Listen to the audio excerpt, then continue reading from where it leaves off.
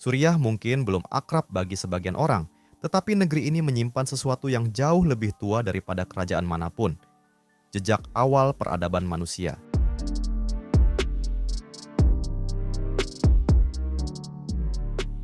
Di tanah inilah manusia mulai membentuk suara menjadi tulisan, doa menjadi ingatan, dan sejarah menjadi warisan yang terus hidup hingga hari ini.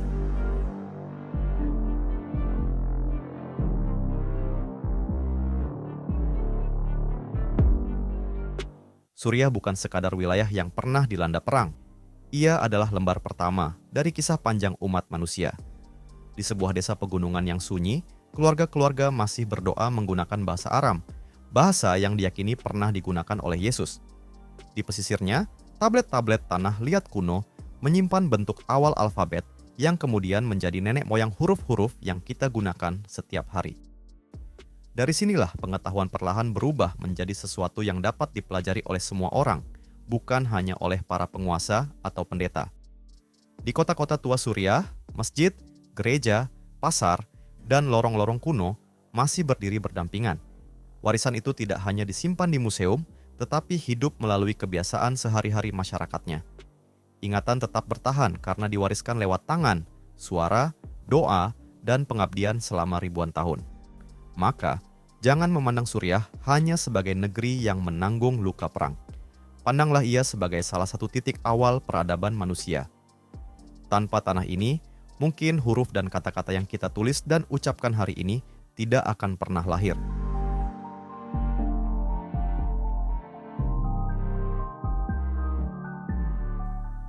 Perjalanan menjelajahi Suriah dimulai dari kota kuno Ma'alula, sebuah desa pegunungan yang terletak di pegunungan Kolamon di timur Laut Damaskus. Desa kecil ini terkenal karena gereja-gereja tua, biara-biara kuno, dan lorong-lorong sempit yang diapit tebing batu pucat. Kehidupan Kristen mulai berakar kuat di sini sejak akhir zaman kuno, menjadikan Ma'alula salah satu pusat spiritual tertua di kawasan Levan. Situs-situs penting seperti Biara Santo Sergius dan Bacchus serta Biara Santa Tekla masih aktif digunakan sebagai tempat ziarah hingga sekarang. Namun, kekayaan terbesar Ma'alula bukan hanya bangunannya, melainkan bahasanya. Penduduk desa ini masih melestarikan Neo-Aramaik Barat, keturunan modern dari bahasa Aram kuno. Di Ma'alula, Suriah pertama-tama terasa melalui suara.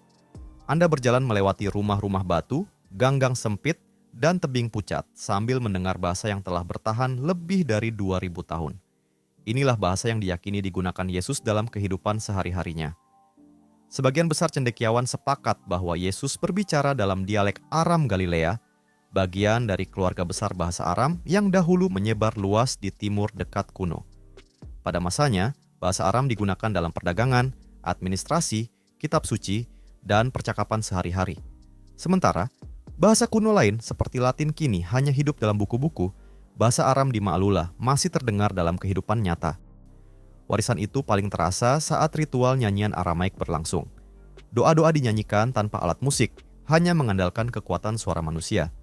Pendeta atau penyanyi terlatih memimpin lantunan, sementara jemaat menjawab dengan pengulangan baris-baris suci secara bersama-sama. Bagi masyarakat religius, ritual ini menghubungkan mereka dengan Alkitab, tempat-tempat suci, dan identitas spiritual mereka sendiri. Bagi para ahli bahasa, pelestarian pengucapan asli ini sangat berharga. Dari suara-suara kuno tersebut, mereka dapat merekonstruksi sistem bunyi masyarakat Levan ribuan tahun silam. Ma'alula mengalami kerusakan parah selama Perang Suriah. Gereja, rumah, ikon, dan ruang komunitas sempat hancur akibat pertempuran. Namun, setelah kekerasan mereda, penduduk lokal, pendeta, pekerja pelestarian budaya, dan komunitas keagamaan bersama-sama mulai membangun kembali desa tersebut. Jalur ziarah dibuka kembali, bangunan dipugar, dan bahasa Aram terus diajarkan melalui keluarga, gereja, lagu, dan doa. Di sini Anda dapat berjalan perlahan menyusuri jalan setapak di antara kuil dan gua batu, melihat peziarah menyalakan lilin, lalu mendengar bahasa kuno yang nyaris hilang di telan sejarah. Ma'alula terasa begitu berharga karena masa lalu tidak hanya dipamerkan, tetapi masih benar-benar hidup.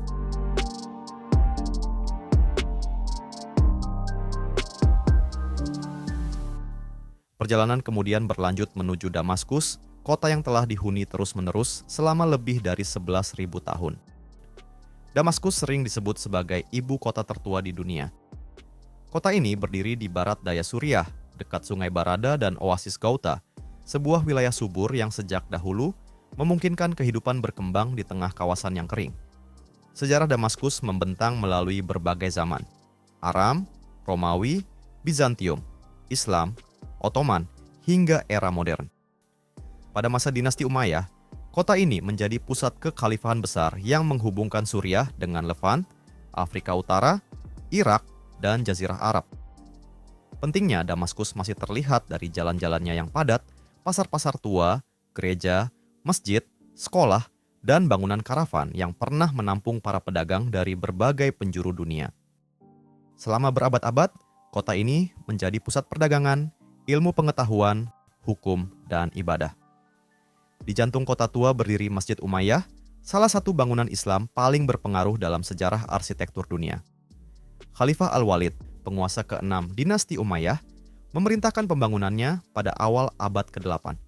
Saat memasuki kompleksnya, Anda akan melihat halaman luas berlapis marmer, lorong beratap, mosaik berkilau, dan ruang salat megah yang disangga kolom-kolom kuno.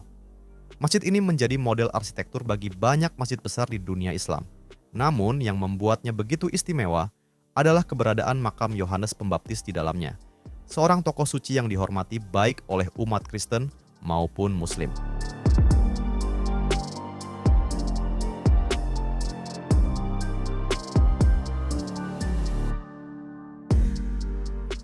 Tidak jauh dari sana berdiri makam Sayyidah Ruqayyah, yang dalam tradisi Syiah dikaitkan dengan Ruqayyah, putri Husain bin Ali. Para peziarah datang untuk berdoa, berkabung, dan mengenang sejarah panjang keluarga Nabi. Kawasan di sekitar makam dipenuhi toko, penginapan, dan ruang-ruang yang melayani para pengunjung dari berbagai negeri. Damaskus juga menyimpan Istana Al-Azm, sebuah kediaman megah dari era Ottoman yang dibangun pada abad ke-18 oleh Asad Pasha Al-Azm, gubernur Damaskus kala itu. Istana ini dirancang dengan pembagian ruang publik, pribadi, dan layanan secara cermat. Halaman-halaman dengan air mancur, langit-langit kayu bercat indah, serta pola batu hitam putih khas Ablaq menciptakan suasana yang sejuk dan elegan. Kini, istana tersebut berfungsi sebagai museum budaya populer Suriah yang menampilkan kostum tradisional, kerajinan tangan, peralatan rumah tangga, dan interior khas Damaskus lama.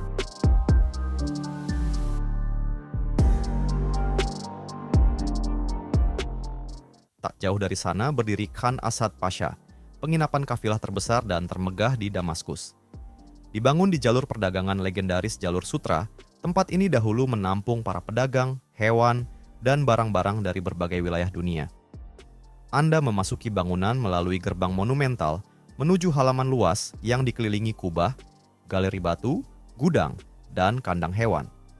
Tempat ini menjadi simbol Damaskus sebagai persimpangan besar tempat budaya dan perdagangan dunia pernah bertemu.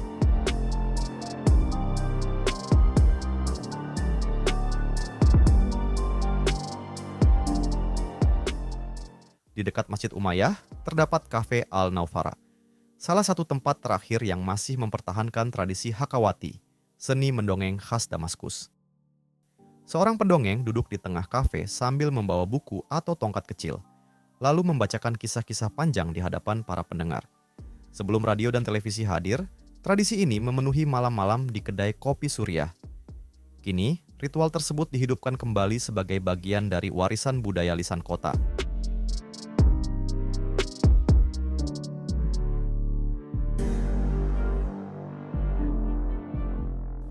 Perjalanan di Damaskus tidak lengkap tanpa mencicipi kulinernya. Salah satu hidangan paling terkenal adalah kibeh, makanan berbahan dasar daging cincang halus, gandum bulgur, bawang, dan rempah-rempah hangat. Rasanya gurih, harum, dan terasa begitu rumahan. Setelah itu, Anda dapat menikmati kopi Suriah dengan aroma kapulaga yang kuat. Di Damaskus, secangkir kopi bukan sekadar minuman, melainkan bagian dari keramahan dan ritme sosial kota tua.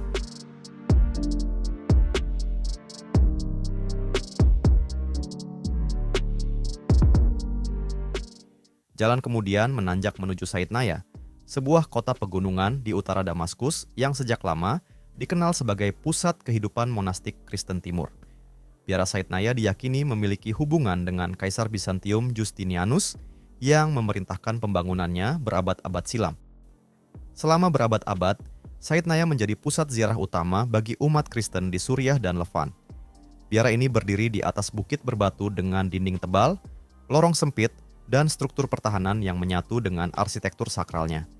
Di dalamnya terdapat kapel, halaman kecil, tangga batu, ikon-ikon kuno, altar, dan lampu gantung yang redup. Salah satu ritual paling khas di sini adalah liturgi ilahi Kristen Timur.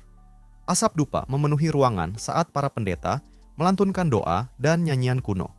Jemaat berdiri sambil menjawab doa-doa melalui pengulangan yang ritmis. Lilin-lilin dinyalakan di depan ikon perawan Maria, sementara para peziarah menyentuh permukaan suci sambil berdoa dalam diam. Saidnaya terus dipelihara oleh komunitas lokal, pendeta, dan lembaga keagamaan. Dinding yang rusak dipugar, ikon dilindungi, dan bangunan tua diperkuat agar tetap bertahan menghadapi waktu.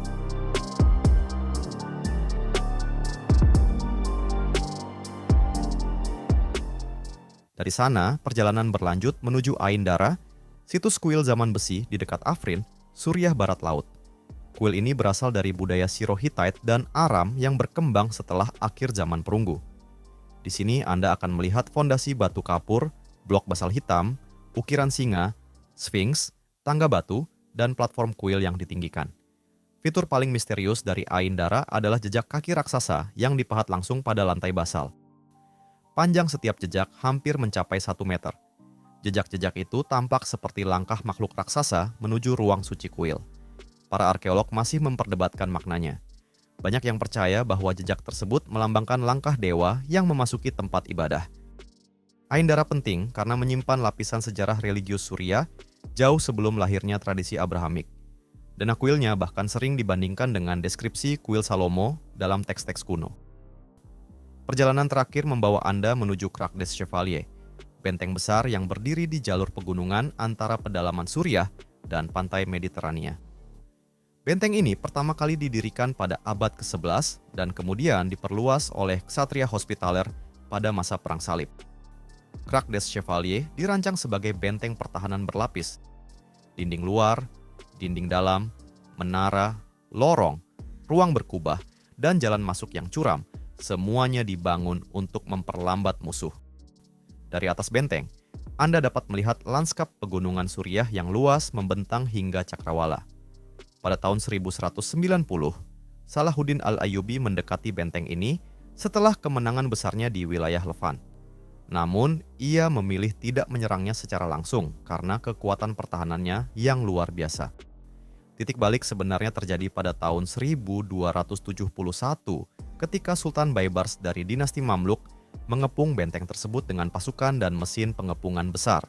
Setelah berhasil merebutnya, Baybars tidak menghancurkan Krak des Chevaliers. Ia justru memperbaiki dan menyesuaikannya untuk pemerintahan Mamluk. Benteng itu terus digunakan pada masa Ottoman hingga era modern. Sayangnya, Perang Suriah kembali meninggalkan luka pada struktur berusia ratusan tahun ini. Beberapa bagian, termasuk area kapel, mengalami kerusakan akibat pertempuran dan penembakan. Kini, Krak des Chevaliers menjadi bagian dari situs warisan dunia UNESCO yang masih berada dalam daftar warisan terancam. Meski demikian, para ahli pelestarian terus bekerja menjaga struktur bersejarahnya. Mereka memilih menstabilkan bagian-bagian yang rusak daripada membangun ulang secara berlebihan agar jejak asli sejarah tetap bertahan. Dan mungkin itulah Suriah yang sesungguhnya. Sebuah negeri yang terus terluka, tetapi tidak pernah benar-benar kehilangan ingatannya. Di antara reruntuhan, doa-doa kuno masih dilantunkan. Di antara batu-batu tua, bahasa purba masih terdengar. Suriah mengingatkan kita bahwa peradaban bukan hanya tentang bangunan besar atau kekuasaan, tetapi tentang manusia yang menjaga warisan mereka tetap hidup dari satu generasi ke generasi berikutnya. Jalan berikutnya berbelok menuju Hama, kota tempat manusia kuno melestarikan bentuk rekayasa yang sederhana, tetapi luar biasa cerdas. Sungai Orontes mengalir tenang melewati kota ini, sementara roda-roda kayu raksasa terus berputar seperti napas waktu yang tidak pernah berhenti. Hama berkembang sejak periode klasik hingga abad pertengahan. Di sepanjang sungainya berdiri noria, roda air tradisional yang dibangun untuk mengangkat air sungai menuju saluran batu. Air itu kemudian dialirkan ke rumah-rumah, taman, masjid, dan air mancur umum di seluruh kota. Saat tiba di sana, Anda akan melihat struktur kayu berskala monumental. Beberapa noria memiliki diameter lebih dari 20 meter dan berdiri berjajar di tepi sungai, seperti lingkaran raksasa yang terus bergerak perlahan. Setiap roda dibuat dari susunan dayung dan kompartemen kayu yang dirancang dengan presisi. Ketika arus sungai Orontes mendorong roda-roda itu, air terangkat ke bagian atas lalu mengalir masuk ke saluran batu. Tidak ada mesin modern, tidak ada tenaga eksternal, hanya kekuatan aliran sungai yang menghidupkan seluruh mekanisme. Suara derit kayu yang terus berputar menjadi musik khas Hama. Bunyi itu telah menemani kota ini selama berabad-abad dan kini menjadi bagian dari identitasnya sendiri. Sebagian besar noria memang tidak lagi digunakan sesuai fungsi aslinya. Sistem modern telah menggantikan peran praktisnya. Namun, nilai sejarah dan simboliknya tetap bertahan kuat. Noria mewakili kecerdasan teknik tradisional, kemampuan manusia beradaptasi dengan lingkungan, serta warisan kota yang dibangun dengan prinsip keberlanjutan jauh sebelum dunia modern mengenalnya. Kini para pengunjung berkumpul di sepanjang tepian sungai untuk menyaksikan pergerakan roda-roda tua itu. Pemerintah daerah dan organisasi pelestarian budaya terus merawat struktur yang tersisa melalui penggantian kayu, penguatan konstruksi, pemantauan kondisi sungai, serta perlindungan kawasan sekitarnya. Mesin-mesin sederhana itu telah berubah menjadi simbol ketahanan Hama yang tidak mudah runtuh oleh waktu. Dari Hama, perjalanan berlanjut menuju dataran luas Apamea, tempat jalan-jalan batu dan tiang-tiang runtuh membentang sunyi di bawah langit Suriah. Apamea terletak di barat laut Hama, di atas dataran Gap dekat sungai Orontes. Kota ini dikembangkan sekitar awal abad ketiga sebelum Masehi oleh Seleucus Nikator, salah satu jenderal Makedonia dari masa Alexander Agung. Ia menamai kota itu berdasarkan nama istrinya, Apama. Pada awalnya, Apamea dibangun sebagai pangkalan militer yang kuat. Namun, seiring waktu, kota ini berkembang menjadi pusat penting Romawi dan Bizantium. Letaknya yang strategis memberi kendali atas jalur perdagangan antara pedalaman Suriah, Antiokhia, dan pesisir Mediterania. Di sini Anda berdiri di hadapan salah satu jalan berkolonnade terbesar di dunia Romawi. Kolonnade Agung Apamea membentang hampir 2 km di sepanjang poros utama kota dari utara ke selatan. Deretan kolomnya menampilkan kombinasi poros polos dan alur spiral yang menciptakan ritme visual yang sangat khas. Skala jalan ini menunjukkan betapa penting dan kayanya Suriah pada masa Kekaisaran Romawi. Kota-kota di wilayah ini pernah mencapai puncak perencanaan urban dan estetika arsitektur. Paving batu kapur, saluran drainase, fondasi bangunan, dan lantai serambi masih terlihat jelas hingga sekarang. Semua itu dahulu menopang kehidupan sehari-hari masyarakat, mulai dari perdagangan hingga upacara publik. Nilai Apamea saat ini bukan hanya terletak pada keindahan reruntuhannya, tetapi juga pada kemampuannya merekam lapisan sejarah yang berbeda dalam satu kota. Fondasi Helenistik, pembangunan Romawi, dan adaptasi Bizantium berdiri di tempat yang sama, saling menumpuk tanpa benar-benar menghapus masa sebelumnya. Pelestarian situs ini kini bergantung pada dokumentasi arkeologi, perlindungan artefak, pemantauan kondisi lapangan, serta harapan akan restorasi yang lebih besar ketika keadaan memungkinkan.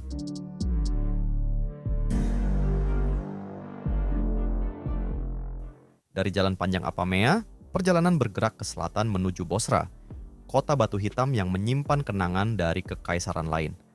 Bosra terletak di Suriah Selatan, di persimpangan jalur karavan kuno yang dahulu menghubungkan Arabia, Damaskus, dan Levant. Kota ini berkembang dari permukiman Nabatea sebelum akhirnya dikuasai Romawi pada abad kedua Masehi dan dijadikan ibu kota provinsi Arabia. Ciri paling mencolok dari Bosra adalah arsitektur basalt hitamnya. Batu vulkanik gelap itu memberi kota ini kesan kokoh dan abadi. Jalan-jalan, gerbang, rumah, pemandian, gereja, dan masjid masih tersebar di seluruh kawasan kota tua. Monumen terbesar Bosra adalah teater Romawinya yang luar biasa terawat. Dibangun pada abad kedua, teater ini kemudian diperkuat oleh benteng Ayubiyah, sehingga terlindungi oleh tembok pertahanan besar, sesuatu yang jarang ditemukan pada teater Romawi lain.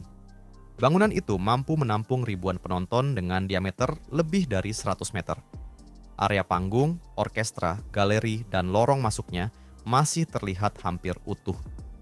Dahulu masyarakat berkumpul di sini untuk menikmati pertunjukan, upacara publik, dan kehidupan sipil kota.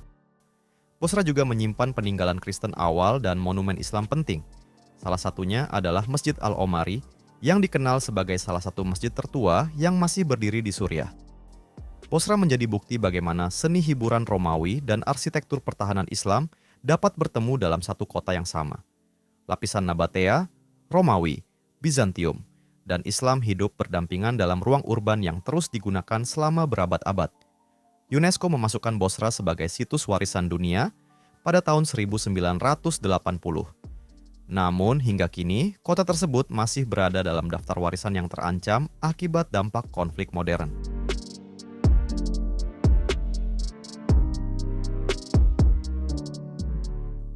Kini perjalanan Anda melintasi Suriah pun berakhir. Anda telah melihat bahasa kuno yang masih bertahan di Ma'alula, kejayaan Damaskus, benteng-benteng perang, pasar rempah, kota-kota Romawi, hingga ritual spiritual para darwis. Anda juga menyaksikan bagaimana perang meninggalkan luka, tetapi tidak sepenuhnya mampu menghapus ingatan sebuah peradaban.